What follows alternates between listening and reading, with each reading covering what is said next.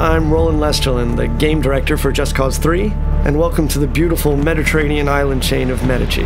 As Rico Rodriguez, you'll explore all 400 square miles of this vast open world. But right now, let's just jump straight into free fall towards the town of Alba.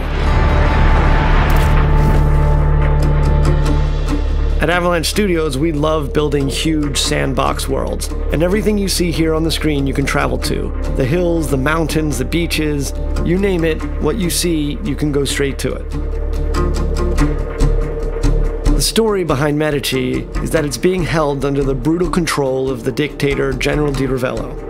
And as you can see, his domineering presence can be felt throughout all the towns and the villages. Inspiring a revolution to free the people is no simple task for any ordinary citizen. But Rico is no ordinary person.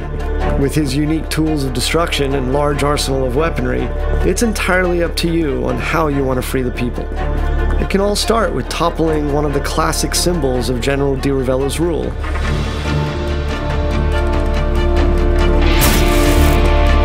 Here we'll see Rico using the physics of the world, and his new multi-tethers, to force Di Ravello's statue into inflicting damage upon itself.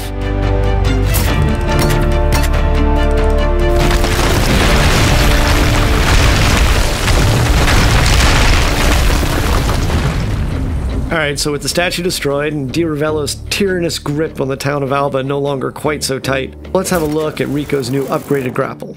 As with JC2, traversal is very much at the heart of the experience. Medici is packed with activities, challenges, and opportunities for creative destruction. Now here we can see one of Di Ravello's propaganda spouting speakers, so let's make quick work of it and tear it down. Using his tethers, Rico is able to rip chaos objects like this from their supports. And as you destroy these pieces of propaganda, you further weaken Di Ravello's influence over the area. Gas stations were so much fun in JC2, we decided that we wanted to take them out of the core chaos progression system and just allow players to destroy them as many times as they want. And our physics play to our favor as a chain reaction kicks off and the whole place goes up.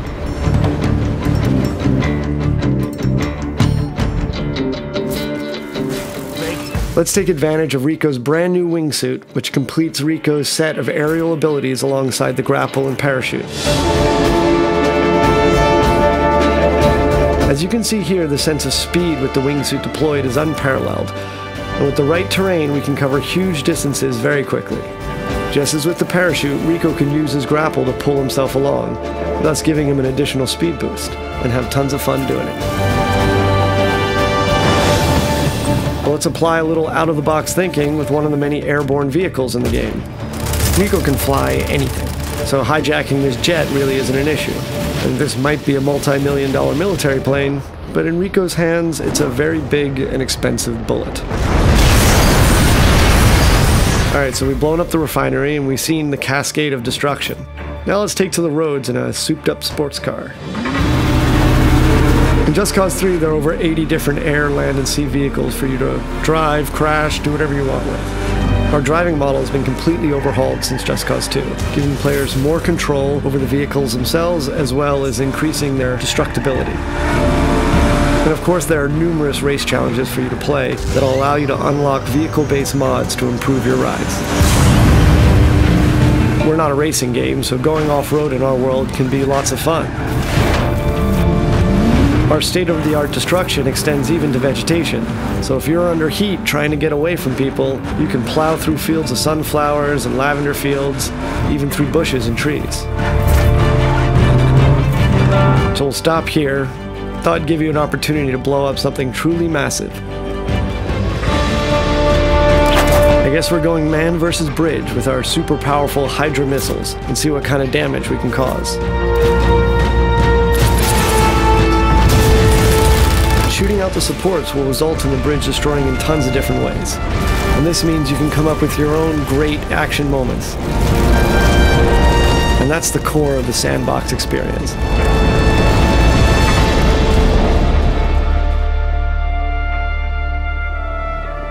With the bridge out of commission, Rico can focus on the next objective. And to make that a little easier, we've instituted a new Rebel Drop system.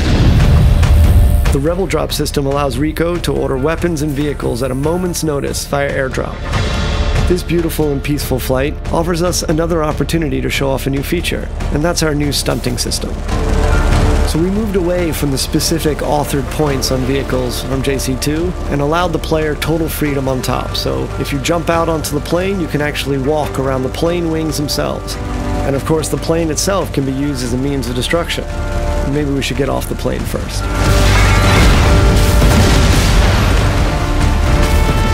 Let's swap out wings for wheels and take a motorbike for the remainder of our journey. And while it's nice to weave along Medici's roads with the wind in our face, it is inevitable that Di Ravello's men will catch up. We can do combat directly from the bike, and eventually defeating Di Ravello's military. And here we are at another of the general's huge military facilities. So let's put all of Rico's abilities and tools to the test, and take down Vigilator Sud's huge communication spires and satellite dish, and cripple the general's hold on Sirocco.